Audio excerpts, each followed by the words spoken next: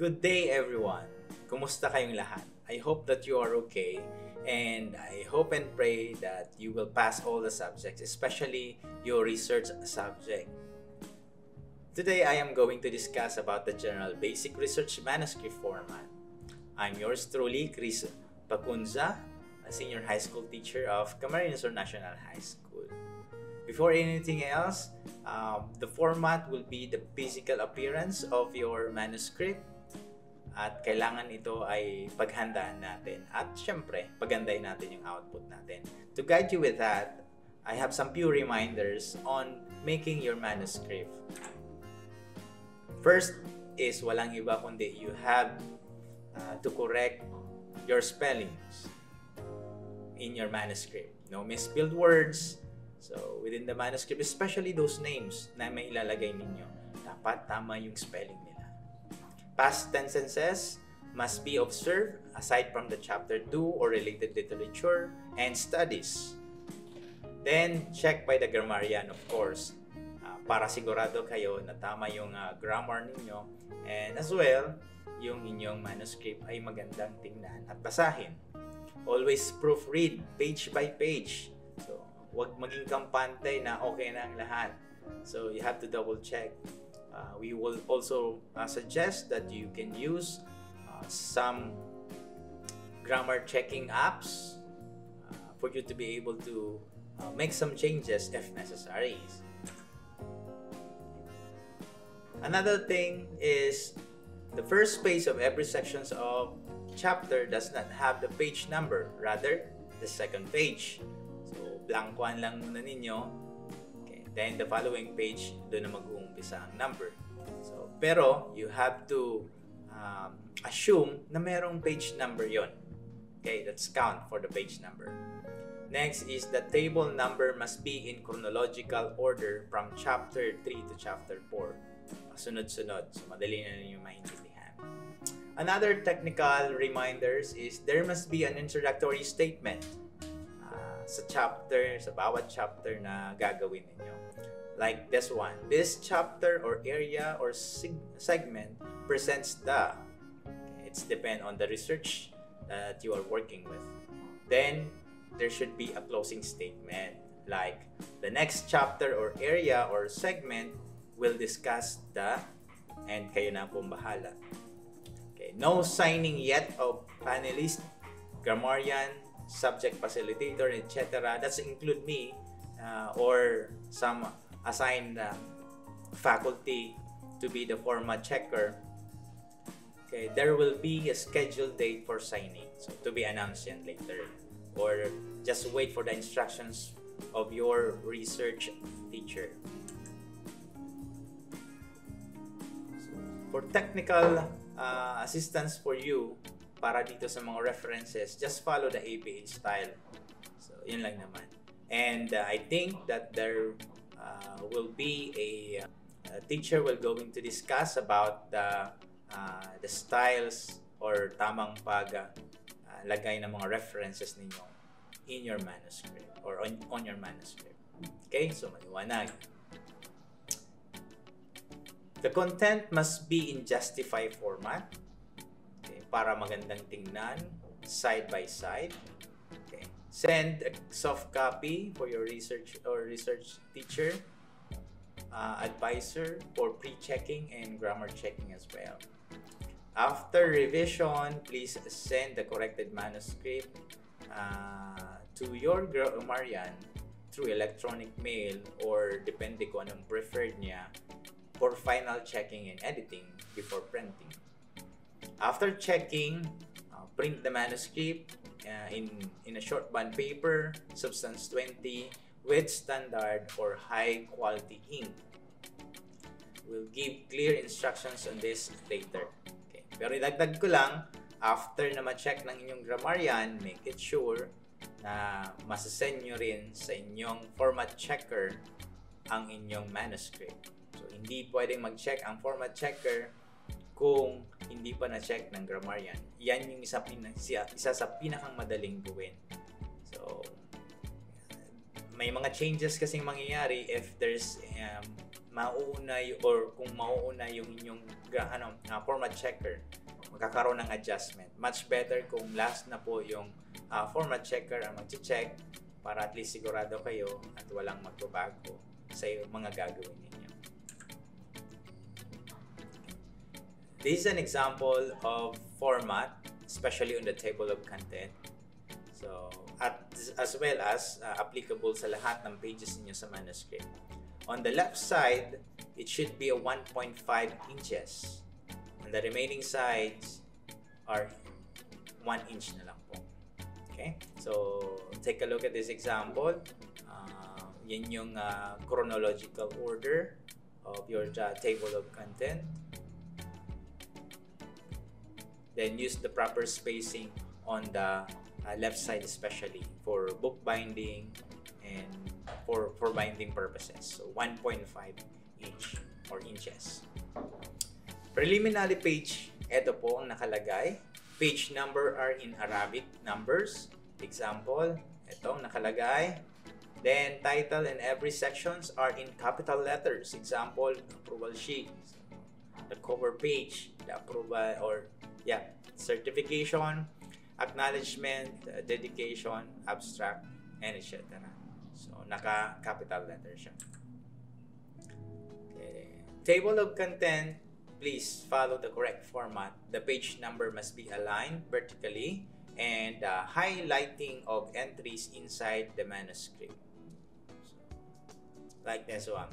So, naka-capital letter yung mga important details and etc. Chapter 1, Introduction, ito yung format. I think mag-iisip na kayo ng tanong. Sige, so alam ko meron na kayong tanong na nag-gather sa inyong isipan. Let me answer that.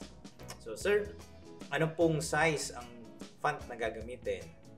Ang size ng font is 12. That's the basic and standard. Sir, how about po yung font style o typeface? Well, according to the with coordinations with the research coordinator, sinabi po sa atin is Times New Roman. So, yung makikita nyo dito yung example is New Courier or Courier type. So, parang typewriter talaga ang type niya. But this time, we will be using Times New Roman. But, depende po sa sasabihin sa inyo ng inyong mga research advisors or teachers. So, nakadepende rin po yan sa inyo. But this is just a suggestions. So, by the way, let's continue with this. Chapter 1, Introduction format. Kung makikita natin, what is the space or spacing between yung pinakang title niya, then the subtitle. So, kung makikita natin, meron nakalagay na 1 inch. That means that once one enter. So, kung sa keyboard niyo isang enter, that's the distance between that. But make sure that muna kayo double spacing. So, ang una nyong gagawin is Control A, right click paragraph, then double spacing kaagad. Then, pag nag-type kayo ng chapter 1, one enter na lang bago i-type yung introduction. So, from introduction, from the second or the subtitle, pag sinabing 2 inches, dalawang space or dalawang enter. 1, 2. So, ibig sabihin yan yung distance niya between the subtitle then the explanations or the content of that specific chapter. Okay. So, pagdating sa content, double spacing na po tayo. Okay. So, same thing with the chapter 2. Parehas lang po yung format. So, isang enter from chapter 2. Next is the review of related literature and studies. Pagkatapos niyan, para bago ilagay ang content, 2 enters. Then, double spacing ang yung spacing ng content niya. Okay. So, parehas din ang chapter 3, research methodology. So, same thing. So, walang changes dyan. Okay. Ngayon, dito tayo magkakaroon ng problema. So, some of the researches that I've checked, naka-double spacing pa ang mga nasa table. So, but this time, we will be flexible. So, example is the spacing of the entries here in single space lang. Okay. Pero, meron tayo na-encounter na yung mga tables natin are too long. Ibig sabihin, more than 1 pages. So, we would suggest na pwede nyong liitan ang inyong mga font size, but hindi gaanong kaliit na hindi na mababasa. It should be readable.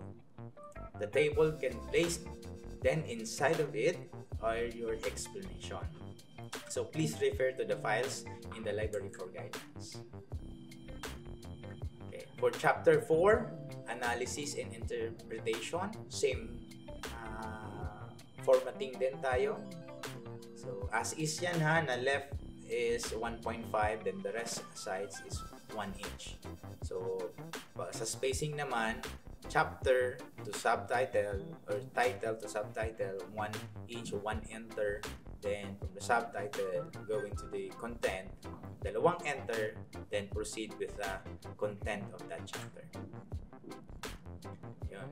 So for your project proposal, after discussing the analysis interpretations of the table, label the project proposal according to the activity, like proposed seminar on the proper solid waste management.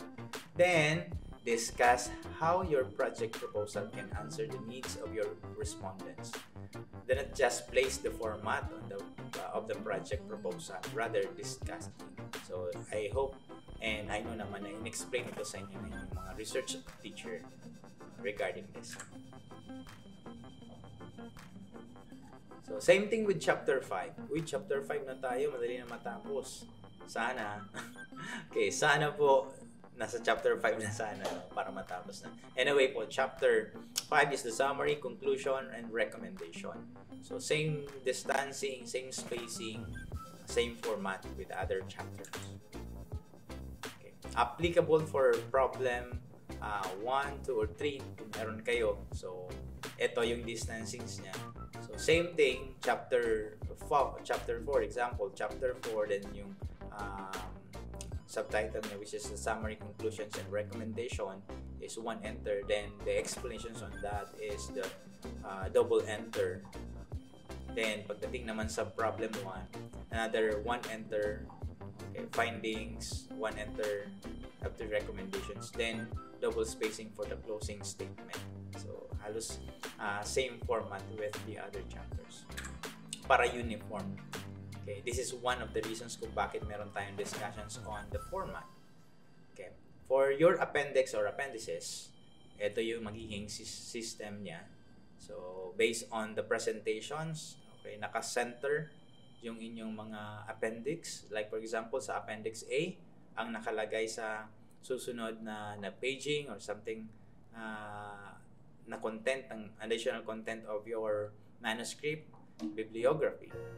Okay, summary of notes from chapter 1, 2, 3, and 4. Okay, next is the books. So from books or newspapers, journal publications, unpublished materials, electronic sources, and etc. For Appendix B, ito yung mga nakalagay, which are your questionnaires, copy of your questionnaires. For Appendix C, answer of the respondents that were translated from Bicol or Tagalog or English. Appendix D, letters. So these are the letters distributed before the data gathering or interview. Then Appendix E is proposal or project proposal, copy of the project proposal format, and so forth. Appendix F naman is curriculum vitae or your resume. Make sure that it speaks about yourselves.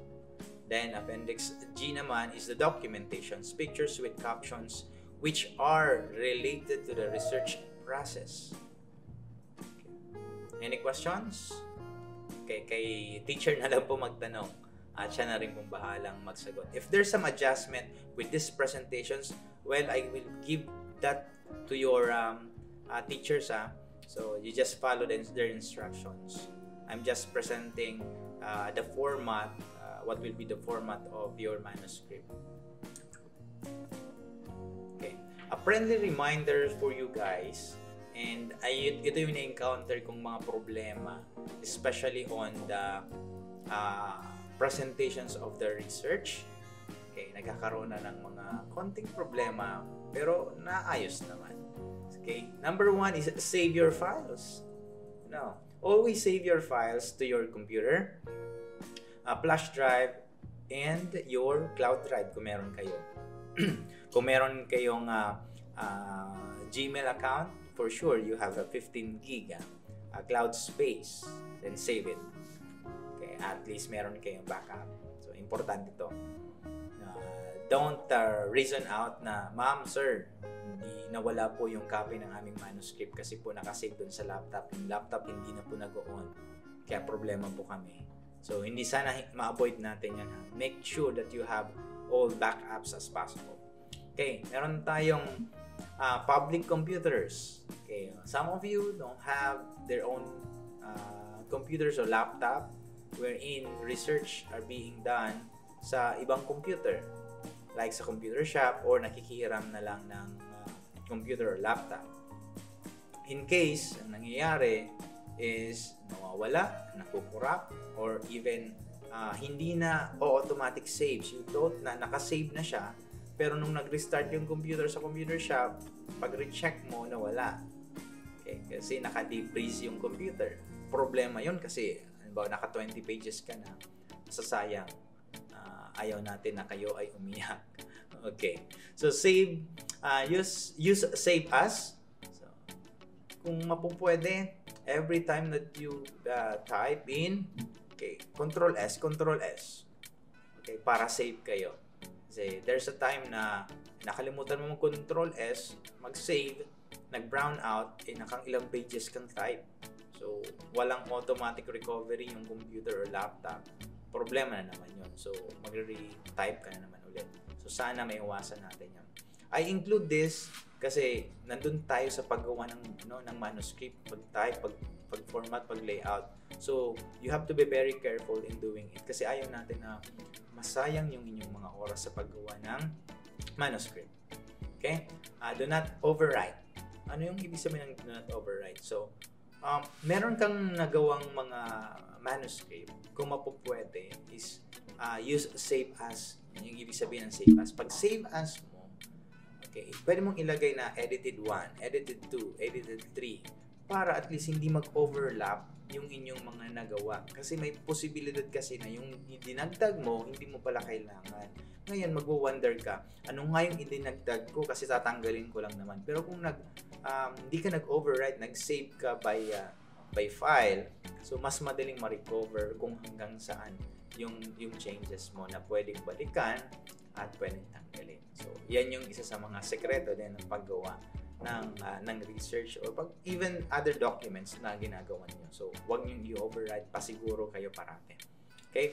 Is it okay? Yes, it's okay to have more copies of files than one master file. Ang iba kasi is nandun lang sa laptop. Yan yung master file. Tapos ang iba naman, merong dinadagdag. So, tapos kinokopya doon. Ang nangyayari, yung master file ninyo is since walang duplicate, hindi nakasave sa cloud, hindi nakasave sa flash drive, pag nawala, wala lahat. Ang mangyayari is pieces of or pieces lang ng inyong manuscript ang natira. E paano nyo yun bubuuhin? Nawawala yung pinakang research talaga ninyo. So, that will be another problem. So, iwasan po natin. Okay? Another thing is make sure that every members of your group has access to your file. Avoid keeping secret to your team members.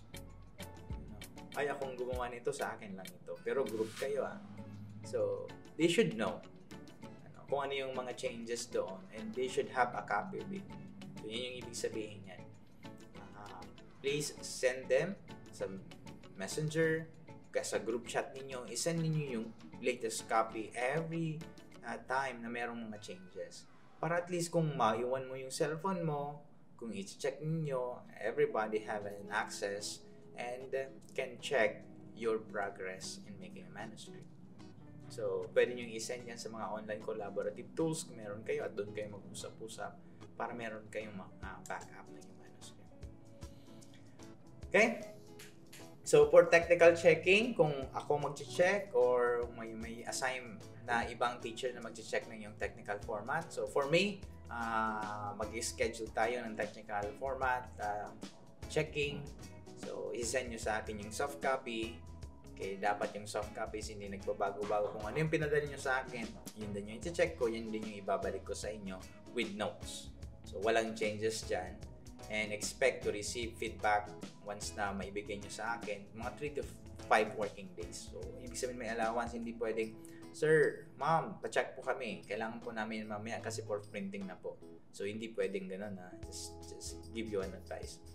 Make sure that your manuscripts are already checked by your grammar checker and your research advisor. So, bago magpa-format, ipa-check mo na sa kanila yung entries niyo, yung content, and then yung grammar bago nyo ipa-check sa technical checking. Ito kasi nagiging problema, kagaya ng sinabi ko kanina, kapag chinek yan ng technical checker ninyo, tapos merong mga changes doon sa inyong content, magbabago yung format. May posibilidad na magbago ang format. Mas maganda kung lahat ng entries are okay na, then later na yung formatting. Kasi yung format, siya yung magko-command kung kayo ay go na for printing. Siyempre, ang inyong research advisor sasabihin na okay na yan. So, yung format na lang kulang.